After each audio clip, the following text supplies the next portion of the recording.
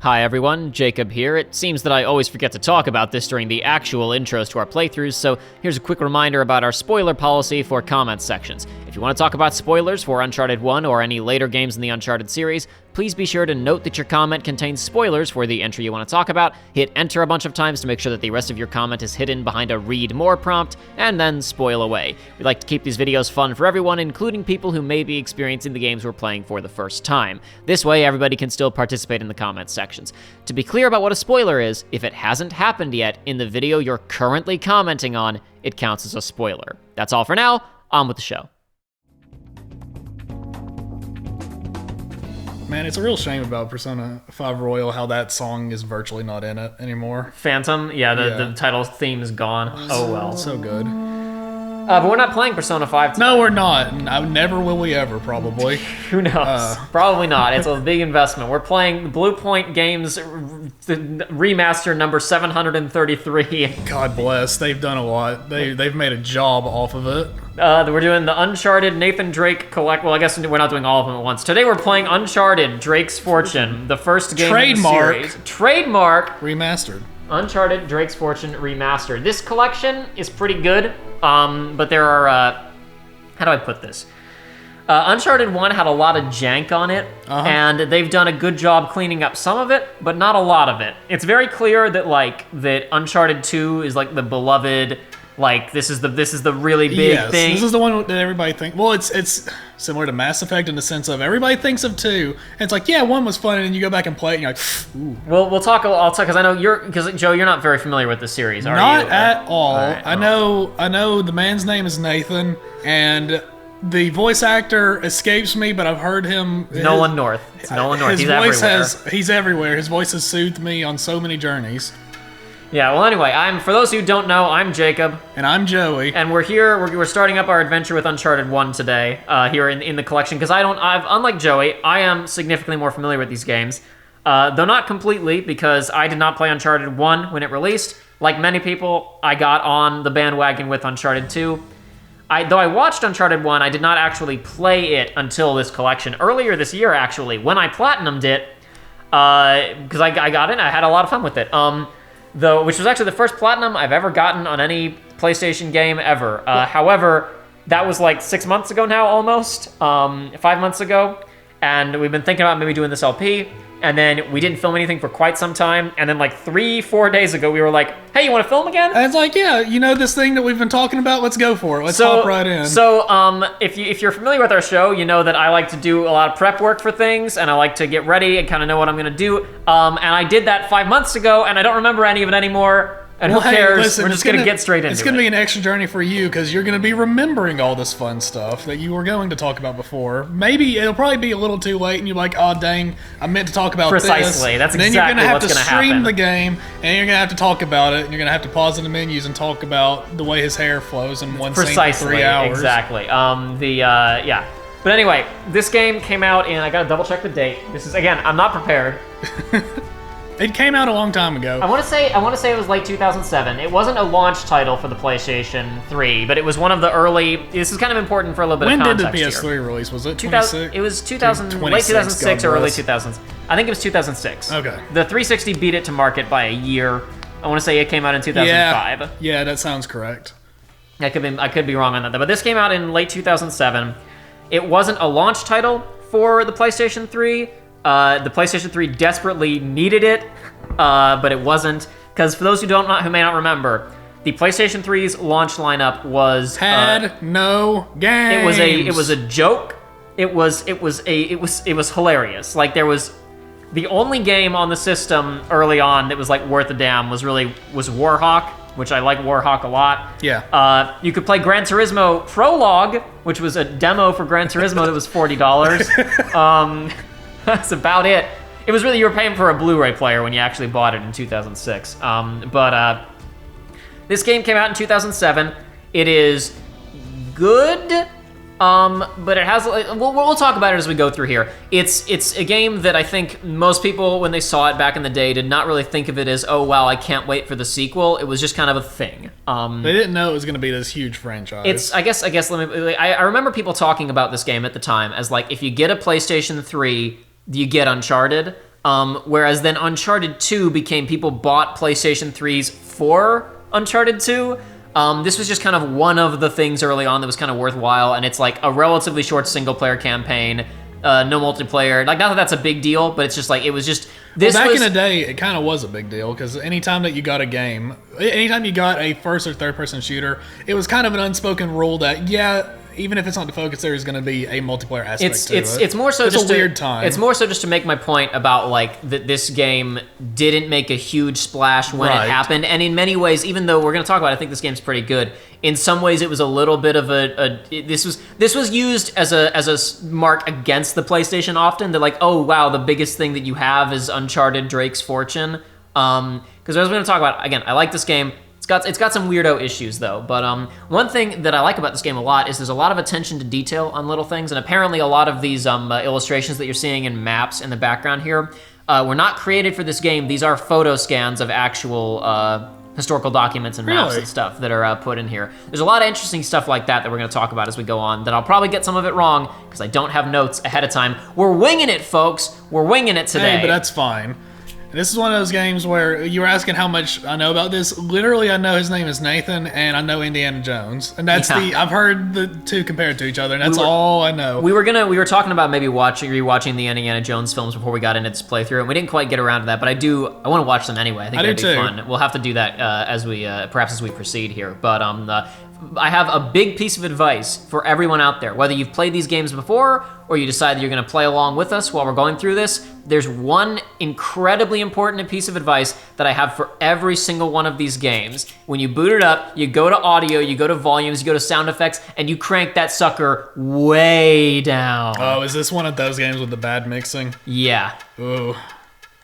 I don't think that it's as bad in some of the later games. Like, in the later games, I never even really noticed it when I was originally playing them, but when I booted this one up... Does it just drown everything else out? I couldn't believe it, and I had to lower it a lot. Like, you're not gonna feel like if the gunshots are turned down. But this is a game with a lot of dialogue and really great musical score. There are bits in some of the later games where like there's music that's really synced up with action and stuff that's going on, and like if you don't do this, you will not know, because you will not be able to hear it under the cacophony of machine gun fire. I'm having more flashbacks to those jets in Sonic Adventure 2. Also, sound mixing, it's something nobody ever thinks about, but God, it's so important. You need to do brightest, I guess, is a subject of how your monitor looks and how your room is. Turn that motion blur off right away. Is there a good example of motion blur? I don't think so. I hate it. Everything I've ever had it in, I'm like, man, can I turn this off? It should be noted, because of the way that Uncharted, especially the first game, handles save files and collectibles. We're not using my profile. We have Joey's profile pulled up here. He's going to be able to get a lot of trophies off of me playing the game today. Yeah, man, I love my trophies, baby. So with that, I don't buy a game unless I think I can plat it. With that being said, I don't know. That's a lie. Yeah, let's be very clear. Joey's being very sarcastic. Trophies are a sham, but they're fun. I don't know if this sensitivity is right or not. I may have to adjust it as we go on here. And that's fine. I do that. Basically, turn those on. Oh yes. Anytime I start a game, I'll be like, I'll take the sensitivity and I'll bump it down, and then as I play and get used to it, it's like, hey, I can get it back up a little. I will turn these off later, the tutorial hints and game hints, but I'll leave them on for now, just so we can kind of see what they are, and we'll get rid of them later. The only other thing that's left, I think that's everything that I needed to do. Yeah, well, no, I don't remember what it was. I don't know. There's something else I needed to do, and I don't remember what it was now. Okay, it was difficulty, in terms of me not having done my research really all that well. Yes. So with the later games, I may be a little bit pickier about this. So this game, as you can see, a couple of different difficulties. Those who just want to see the game, easy mode, normal, hard, crushing. Brutal is a new mode that was added in for the collection, as far as I know. I know that it wasn't in 2 and 3. I guess I didn't play 1 originally, but I assume it's new for the collection. Brutal is a meme joke mode that I cannot. It's nonsense difficulty. Maybe at the end of this, we'll try it out just to. I'll show it. I'll show it at some point. That will be done. Now, on some of the later games, I really feel like crushing is the right way to play the game. It's really enjoyable. Well, not the right way, I shouldn't say. We'll talk about that a bit more as we go on here. I'm spending a lot of time on the menu right now. With this game, basically the way that it works is, I'm going to get some of these numbers wrong probably. On normal difficulty, you have 100% health. you deal, normal damage. And then as you go to hard, it's like you deal half damage and enemies deal twice as much damage. And then on crushing, you deal half damage and enemies do twice as much damage, and you have 50% health. That's the main change up there. I do feel like crushing still feels pretty good because like the damage reduction on you isn't really that bad because enemies in this game aren't bullet sponges for the most part. Headshots are still really effective on crushing, so it doesn't hurt that much. As we're going to talk about, the cover system in this game has problems that make it so that crushing in this game is a lot harder than maybe it should be.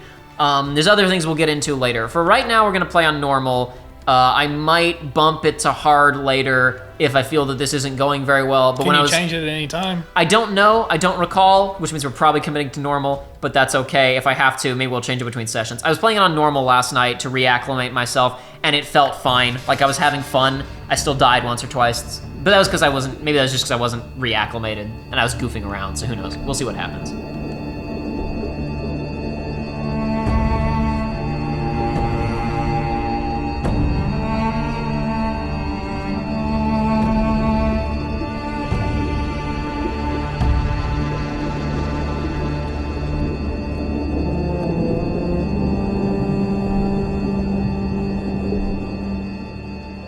I'm here off the coast of Panama. That's a good where we option. just Yeah, you can recovered turn them what on and we off in the believe to be cutscene, the coffin like that. Of legendary That's nice. explorer Sir Francis Drake, who was buried at sea over 400 years ago.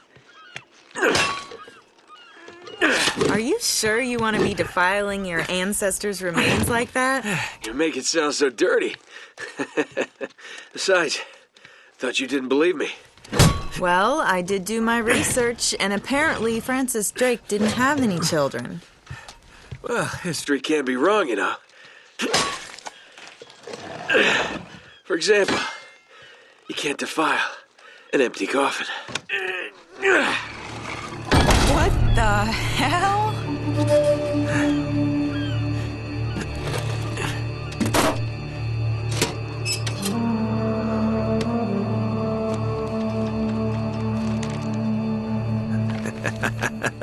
You devil. What is it? Come on, hold it up. No way. Deal was for a coffin. That's it. Wait a minute. If my show hadn't have funded this expedition, you wouldn't have... You got your story, lady. Look, Mr. Drake, you signed a contract. I have a right to see every single thing that's... Could you hold that thought? Sully, we got some trouble. Hurry it up. Okay. What's going on? Pirates. Pirates? Yeah, the modern kind. They don't take prisoners. At least not male prisoners. Wait, what are you talking about? Shouldn't we call the authorities or something? Yeah, that'd be a great idea, but we don't exactly have a permit to be here. What? Yeah, so unless you want to end up in a Panamanian jail, we should probably handle this ourselves. Well, what's worse? You obviously haven't been in a Panamanian jail. Do you know how to use one of these? Yeah, it's like a camera. You point and shoot, right? Good girl. Here we go.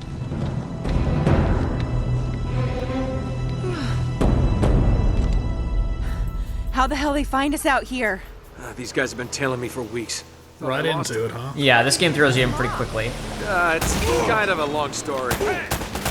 Oh, that barrel didn't actually kill the guy. Whatever, No, that's didn't. fine. It didn't blow the boat up. No, it didn't. No, it definitely doesn't. I did not expect it to blow the boat up. It doesn't ever do Well, that. it's an action video game.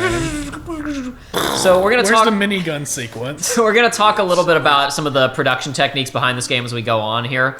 But and another, I want to act as if this was like the first time it had been done in video games or whatever, because it most certainly had not. People have been doing this for some games since like the PlayStation 1 era. Like I remember specifically, it was a pretty big deal that Final Fantasy VII, for like its ballroom dance sequences and a couple of other bits, used motion capture. But the cutscenes in this game and a lot of the other animations there's a lot of motion capture. It's not all motion captured. In fact, one of my favorite games, one of my favorite little fun things to do with this first game is trying to spot what's hand animated and what's motion captured, and it's usually pretty easy to tell because it's all animated by people who were doing Jak and Daxter a few years beforehand. Oh boy. Oh, a brutal combo. Oh, it makes them drop more ammo. Yeah. So you have to physically pick up the ammo this time, huh? Yes, you do. In pretty much all the Uncharted games, you have to physically pick up ammo. But yeah, you can press. There, I did kind of. I heard him enough there because like damage from combos does persist. Even if you get broken out of one, you can usually hit them afterwards. And one thing that's also nice is that you can often, and this is across all of the Uncharted games, you can damage somebody with a gun and then run in and finish them off with melee, or alternatively punch them a little bit and then finish them off with a gunshot. Usually. But right now it's not going to cooperate with me very much. So does melee drop ammo and then the other combo drops more? Yeah, basically the brutal combo will cause guns to drop. Right, you'll see the prompt 2 times ammo. See? Oh, okay. All of the games in this series handle melee a little bit. Oh, they have a minigun. We don't get to use it though. They have the minigun for the sequence. Not yet. I'm sure somewhere in the series there would be a minigun sequence. Hold on 1 second. He was saying, Sully, where are you a second ago? And I think we're gonna have, there he is. What's that? Whoa! Woo! All right, Sully! Huh. Yeah, so all the games handle melee a little bit differently. This is the only one that really tries to have like fighting game combos. There are really only a couple. It's really just mash square or the brutal combo. I think there's like 1 or 2 other things you do, but there's not really a lot going on there. We'll talk about that more in a little bit. Something that would be appropriate for the time period. Oh yeah. Games. We're gonna talk time period a lot in this. Whole ship's gonna blow. We gotta jump. Oh, wait. What are you doing? Okay. Come on! Go! All right. Why did the ship blow up? Because they shot it with that grenade launcher a bunch. Okay. And that thing was a rocket launcher or whatever, that little mounted gun. Who cares, dude? There needed to be an. You said, why action, wasn't there an baby. explosion? You asked why the boat didn't blow up. The boat blew up. You're right. Leave me alone for a minute, can I? I had everything under control until they blew up the boat. You all right? Nothing that years of therapy won't fix. Well, if it isn't the beautiful and talented Elena Fisher. Flattery will get you screen time. Yeah, I'm more of a behind-the-scenes kind of guy. Victor Sullivan. For Christ's sakes. I like this cast already. What do you say we get out of here before we attract any more attention?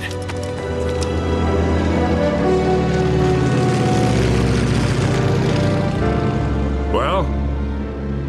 Little present from Sir Francis. Oh, so you found the coffin. Wait a minute, is this what I think it is? Drake's lost diary. He faked his death, just like I said, Sully. He must have been onto something big. Yeah, well, let's just keep that between us. Thanks for the loan, Mr. Drake.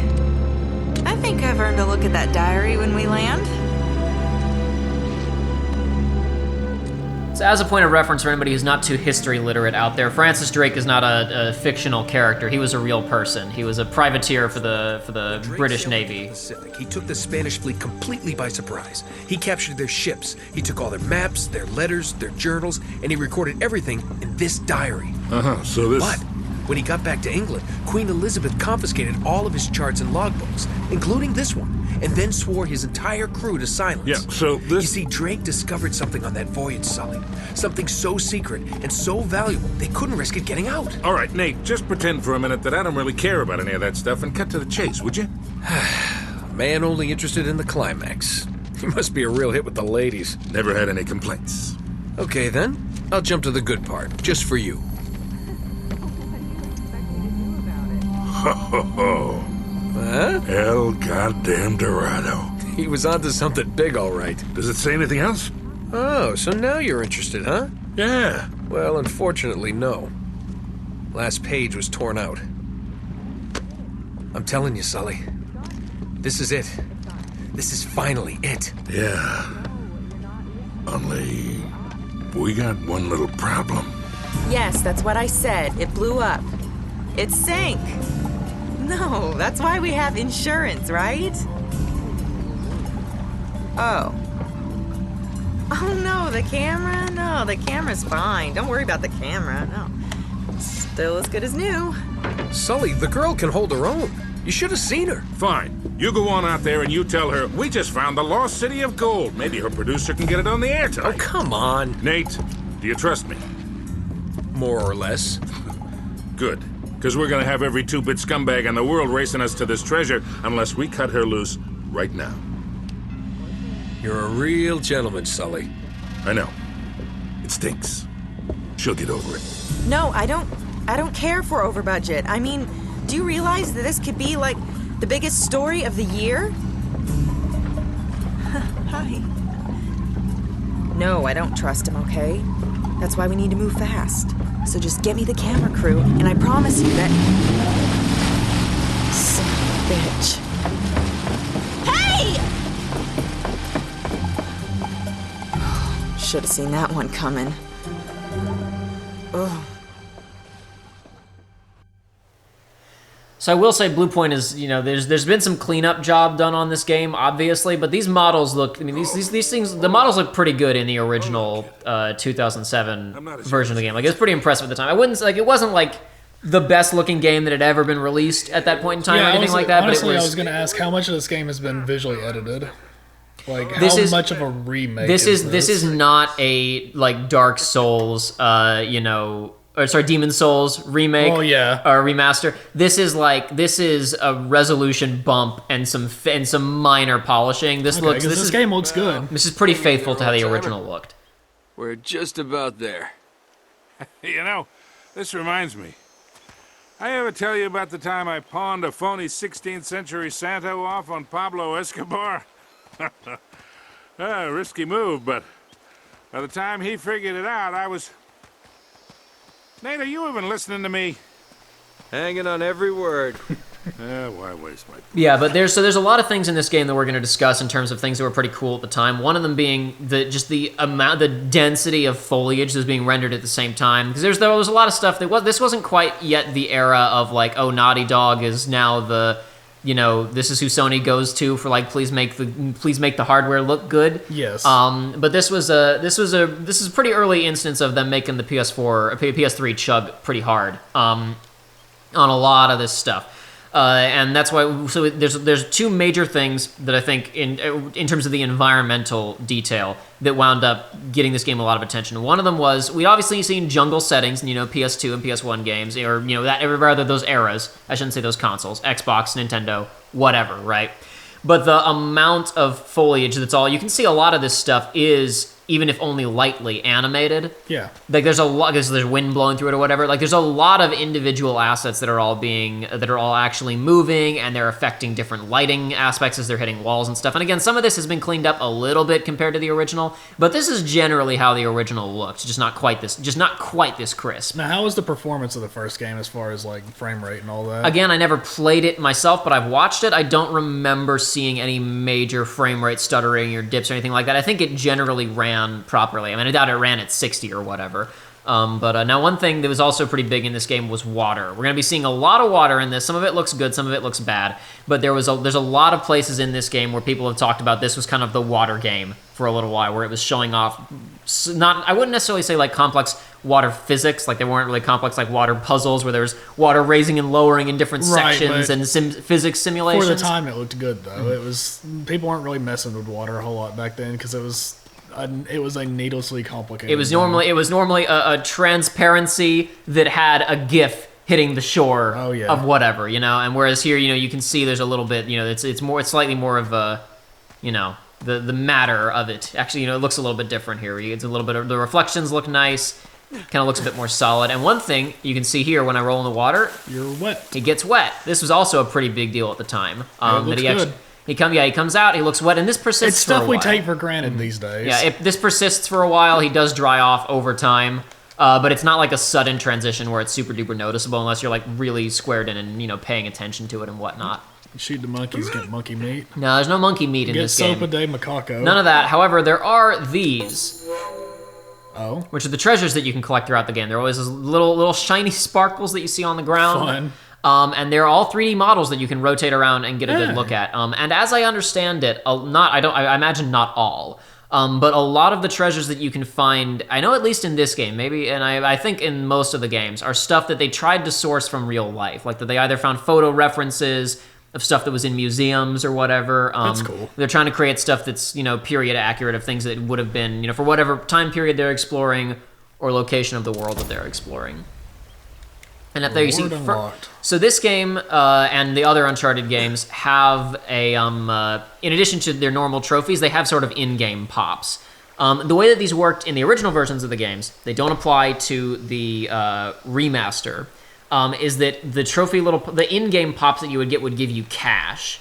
It would give you a certain amount of money that you could then spend on bonuses like alternate character skins, unlockable weapons, other type of stuff. So you could kind of pick and choose what things to buy as you went through the game and unlock new things that you could either use. Some of it you can use on your first playthrough. Some of it is restricted to replays.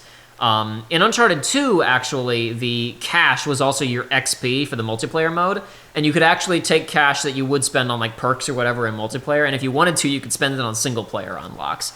You couldn't use the single-player money on multiplayer, though, which, I guess for obvious reasons would have been, I wasn't actually working towards your progression, But anyway...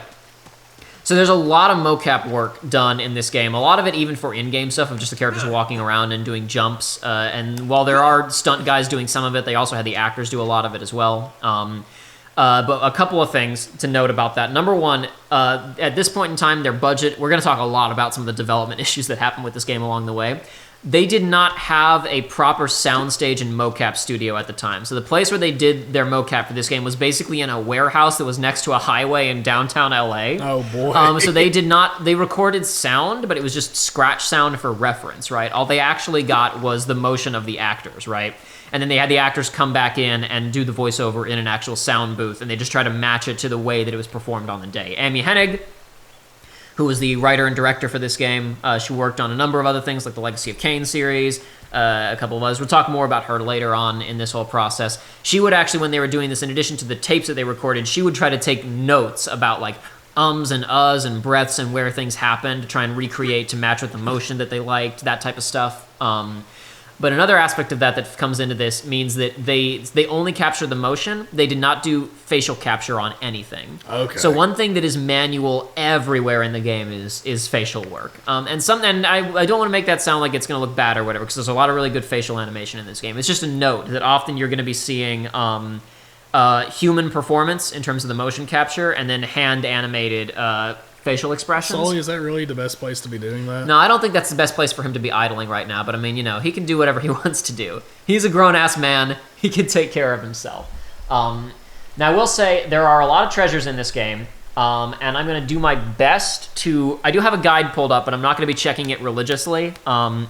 Again, if we'd done this a couple months ago when I replayed this game, I probably would have just remembered where everything was. And I'm willing to bet that I will remember where 80% of them are. So I don't There will want to always be that one that you're like, oh, did I? Oh, Yeah. oh yeah. That I don't one, want to. dang. I don't want to promise that this is going to be a 100% guide on where all the treasures are. At this point, there are a million videos and articles and stuff. So if you're playing along and you want to get all the treasures, you may want to be double checking a guide in case I miss something. Maybe at the end of this series, if I do miss any, I'll show where they were. Francis Drake came all the way up here, huh?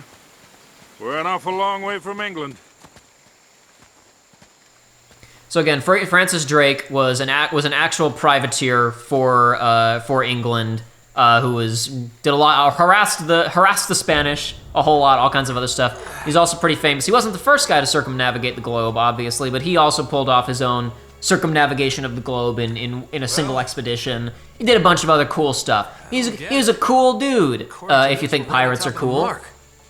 Maybe you're not reading that. Imagine this game thinks pirates are cool, except for the pirates that we just killed.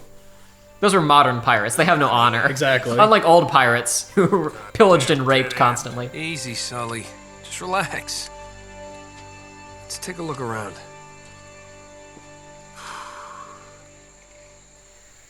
So one thing I will say as we're going into this, because this series has got quite the reputation at this point, as people really love Uncharted. A lot of people say it's some of their favorite games ever and whatnot. This game, I suspect that for a lot of people, if they've been hearing this and this is the first they're seeing of this series, I want to kind of help manage expectations a little bit, because I don't think that this game is like amazing. It's kind of a, how do I put this?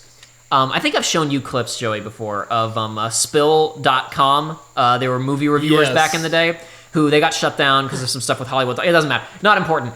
They got shut down a while ago. Some of them... Oh, This is like trying to find a bride in a brothel. that's so, Sully. He says a lot of things about women. I've He says noticed. a lot of things about sex. He's an older dude.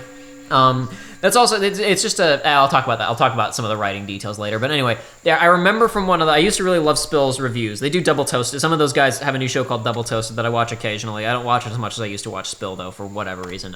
But I distinctly remember when they did their review of Indiana Jones and the Kingdom of the Crystal Skull, which obviously is a movie that a lot of people have mixed feelings on, right?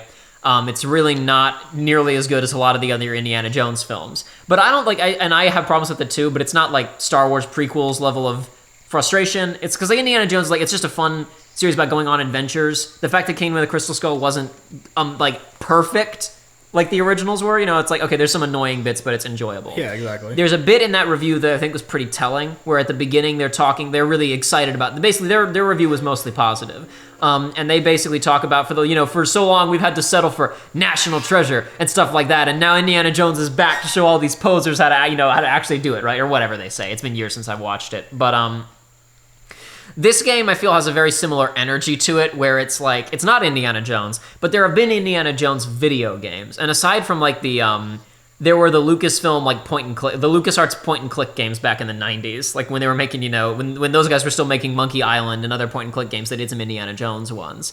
But those are, okay, point and click, dialogue driven puzzles, that's kind of good for Indiana Jones, but you don't get the action, right? Mm-hmm. And then some of the later Indiana Jones games were weird third person shooters with platforming elements, and then it's okay, but now you're making it just a corridor shooter on, PS2 era or whatever. That doesn't really feel right for Indiana Jones either. This is really different. It's obviously modern day setting. There's a lot of other stuff going on, but in many ways this game hit the way that it did because it has that real energy of adventure and fun to it. This is not a game, again, I'm just trying to manage expectations a little bit. This game, I don't think changed anybody's life when they originally played it, but it really is, I think, it's just really fun. It's just really easy, enjoyable fun. Very swashbuckling, very enjoyable, Oh, no. very adventurous. This is more like it. Yeah, it's a series that I've always been interested in, but I didn't have a PS3, and I didn't get it. I didn't get the ability to play PS3 games until well after I had a PS4, so I just never went back to it. Even though this is on PS4 now.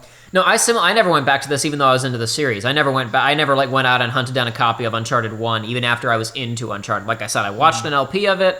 But I never really bothered to go back and find the original game for myself. So I only played it for the first time relatively recently. I'm going to say, actually, I have an excuse for not playing now that it's on PS4, because it came out on PS4 for free after we had talked about doing this. Yes. I was just in passing hey, this would be a fun series to check out one day. And ever since then, I was okay, I'll play it after we do this. So we're going to be introduced to some of the core mechanics of the series coming up here in a second. I was going to say, this looks like a shoot bang place. Actually, this is a climbing place, but we are going to talk very briefly about some shoot bang stuff, actually. So we obviously saw me shooting on the boat before, and I didn't really stop to talk about those mechanics before, because we were in the middle of a gunfight. So I want to talk about some stuff about how this game's cover system works. It's not the worst ever, but boy oh boy, did it need some refinement for the sequels. So first of all, his pants look good in this game. I've been staring at it for a while now. What does? The pants. The pants? I like the way the jeans look. No, so this is, we'll talk about this some more later. We'll talk about I can't get too off track. I'll talk about character design and stuff in a little bit, because I have a lot of stuff to say on that too. Which you may not think, because he's wearing a t-shirt and jeans, but I actually have a lot to say. So, somehow it's iconic. For it to be a t-shirt and jeans, it's it's a design that I immediately recognize. So you press O to get into and out of cover and stuff, and you can also press O. You can either just press it on its own to just release, or if you're pushing outward and you press O, he'll do a little roll out, right? Okay. That's the basics. There's some weirdo things that happen in this game that we'll talk about later, but one of the first things we need to understand about how the system works is when you aim out of cover. You'll notice that when he does this, there's a good, almost half second of wind-up animation on him going out, and a good bit of lag on him going back in. And he is completely exposed. Ooh. You see this? Yes. So oftentimes the cover system in this game is not worth a damn, because you are when you're here, sure, okay, whatever, I'm in cover, I'm safe, right? But now the mechanic might as well not even exist at this point, and it would be better to be able to be free and be able to manually move and roll out of the way or anything else, because the wind down on getting back into cover is so long that it can get you killed. Can you free fire from cover? You can blind fire around corners. I don't know if he'll do it on this piece of cover, and this is another aspect of this game where a bit of the jank comes in, where it's really playing this on crushing your first time through is a bad idea, because you have to learn a lot of weirdo rules about specific types of cover and specific weapons. But I'm willing to bet that if I blind fire on this... Okay, no, he actually does it well on this one. He just sticks part of his body around and aims with the pistol, and that's fine. There are certain pieces of cover in this game where even when you do the blind fire, he exposes his entire body. And it's just utterly useless. So this is, so you also have, I'll look at the hint in a second, game. I'm not lost, I promise. This is not quite a chest-high wall, so as you can see, we're not actually really hidden very well behind this one. Similarly, when you aim out of stuff like this, he stands all the way up and exposes himself. Yeah. But generally speaking, I would say that, and I think, let's see. No, he doesn't expose himself too much on that one. We'll see elements of cover in this game where he decides, I'm just going to get at it. I'm just going to get completely out from behind I don't cover. need it. I don't need that cover. I'm good. The real problem is that, like, okay, so let's say that I'm here shooting at a bad guy, right? It's honestly going to be better for me most of the time to just be out of cover and just, you know... Just peek. Just, yeah, hug the corner, peek, slice the cheese or slice the pie, whatever the military terminology is for controlling sightlines around corners. That's a real thing. I forget if it's cheese or pie, but it's a thing. Huh. In terms of, because, you know, you're basically controlling triangles of visibility going around corners. But it is often in this game better to play it like this than it is to actually use the cover, and you kind of have to learn when to use and not to use cover. The later games, obviously, this type of thing is always an option, but the cover works a lot better in some of the later games than it does in this one. That's one of the big learning curves with this game, especially if you're going back to it from the others, is that cover is pretty janky. But anyway. Ah, yes, the climbing. One of the big things I've heard about. Yeah, so people have mixed feelings on the climbing, because a lot of it is very automated. This is coming from a series, guys who did Jak and Daxter and the Crash Bandicoot series. A lot of the platforming in this series is very automated. You're probably going to be able to, as this goes on, start being able to spot when Drake's normal jump occurs and when the game switches to a pre-canned, this is the distance he's going to jump now, jump. Didn't you? A moment ago? I think so, yeah. It's sometimes it's hard to tell, and sometimes it can be pretty close anyway, but this game especially, you can tell where the pre-canned animations are and where the, There's something funny about the ground down there. What is it? Oh. Go check it out, Sully. So is this what hint does? It doesn't have like a dialogue prop? It just has... It depends. It's situational. It's hollow. We gotta find a way to smash through this. Sometimes you'll be on your own, and the hint will. Oh, hold on! Don't fall off, Nate. My bad. I was just here for the treasure. Ooh, gonna say that one. Monkey. Ooh, very nice. Monkeys are very popular on the internet these days. Silver monkey with jewels. I would say this treasure hunt. Look, we got this silver earring thing. I don't know if it's actually silver or if it's just the color silver. Those jewels are probably real. It says it's a silver monkey. I would say this trip has been well worth it. We can just turn around and go home. But it's not good enough, dang it. It's not good enough. We're here for the City of Gold. Wow. Yeah, so that then knocks down if you've screwed up midway through this. Isn't that what the second National Treasure is about? Huh? Isn't that what the second National Treasure is about? Yeah, it's also about El Dorado, which is hidden under Mount Rushmore. Oh, we need to watch those movies too. Yeah, maybe we will. Apparently the third one is in pre-production now. Really? Well, I heard that like a year ago. Who knows if it's actually going to happen or not. Okay. So yeah, so you can also, when you're standing on a surface, you can press O to drop down over the corner, like so. And then if I really wanted to, I could then press O again and drop completely off of the ledge. Since we just knocked over that thing a second ago, it makes that little rock fall, so we can skip the beginning of this sequence. Good stuff. Now, something that's I'm going to talk about a little bit with this game. It's in all of them a little bit, but it's in this one a lot. Here's the right stick, which controls the camera. Yes. Oh, so it locks you into cinematic mode. Occasionally, this game does Resident Evil camera angles. Now, in any of these points in times, you can do what you can't do in Resident Evil, which is you can aim manually, and you can still take a nice look around. And boy, oh boy, I do need to... That felt more lethargic than normal. I wonder if it was because I was in a Resident Evil zone. That was odd. But anyway... So you're going to spend a lot of time in Uncharted shimmying around and jumping between ledges, and a lot of people have big problems with these systems because a lot of it is very automated. There's not a lot of challenge, and it's more about finding the way through a level than it is about skilled jumps and timing and whatnot. I'm gonna say a lot of this is reminding me of like early Assassin's Creeds. Oh yeah, no, this is I would say it's better than some of the Assassin's Creeds, because with Assassin's Creed it's like you hold down a button and the game just does it for you. Yeah. At least in this game, you're usually there's some kind of decision making involved. But often it is just there more as like a break between the other types of gameplay. One also might say busy work. Yeah, no, certainly there are people who hate these games because of this stuff. Exactly. Bats. Wow. Wow. Yeah. Whoa.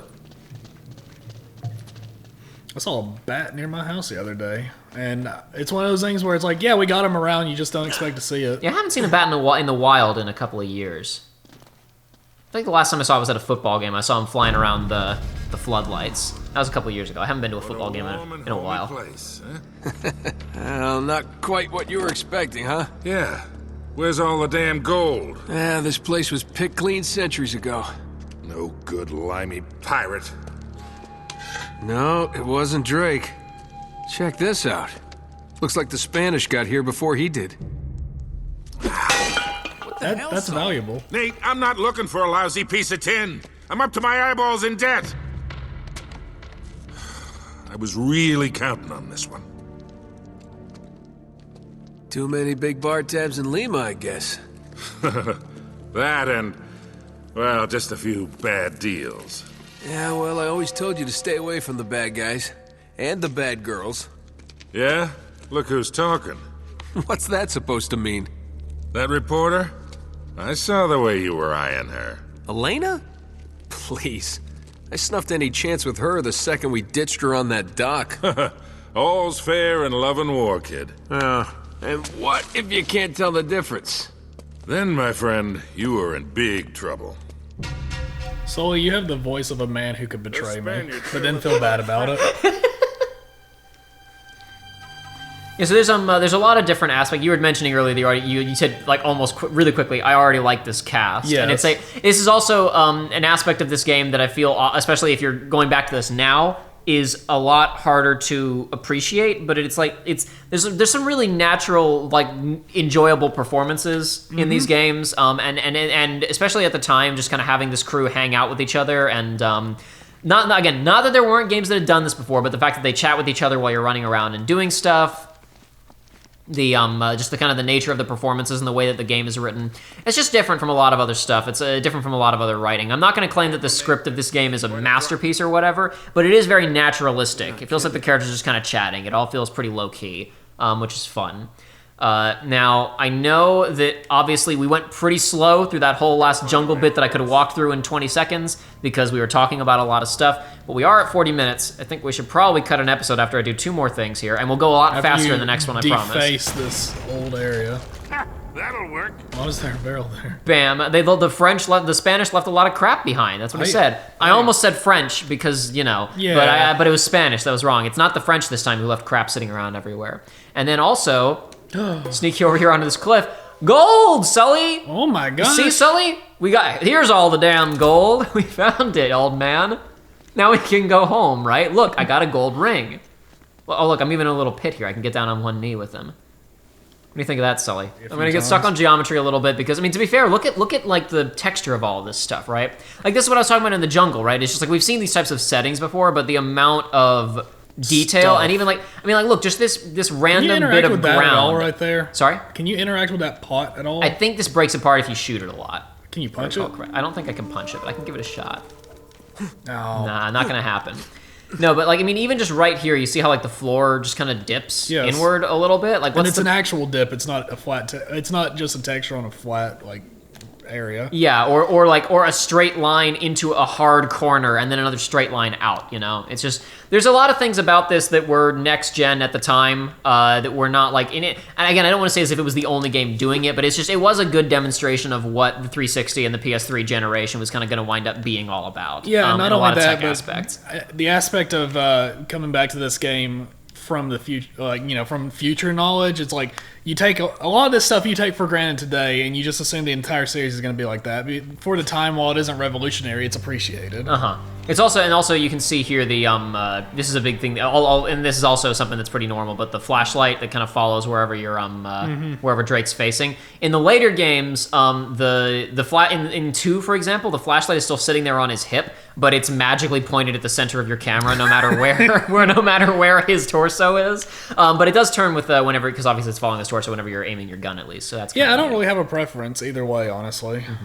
Unless there are areas that are super dark, then I guess it could get annoying. In 4, after the animation budget got really extreme, he actually will hold the flashlight in his offhand and then point it in whatever direction you're pointing the camera in. Okay. But anyway, we'll proceed along this makeshift. Hey, look, I made a bridge. It only took me like 10 seconds, 11 tops. We'll continue on with that on the next episode of Uncharted: Drake's Fortune.